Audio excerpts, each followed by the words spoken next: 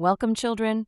Today we're going to learn about one of Allah's beautiful names, Al-Adil. Al-Adil means the just, the fair.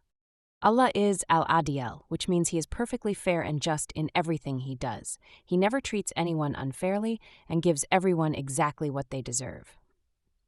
Look at how Allah shows His fairness in nature. He gives us both day and night, taking turns fairly.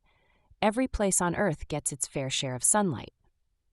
When we share our toys fairly with our brothers and sisters, we are following Allah's example of being just. Everyone gets a turn to play. At school, being fair means letting everyone join in games and taking turns. This makes Allah happy because we're being just like He is. Allah is so fair that He promises to reward every good deed we do. Even a small kind action gets a reward from Al-Adil. We can practice being fair just like Allah. Share your snacks, wait for your turn, and treat everyone kindly. These are all ways to be just like Al-Adil. Remember, Allah is Al-Adil, the most just and fair. When we are fair with others, we make Allah happy and everyone around us happy too.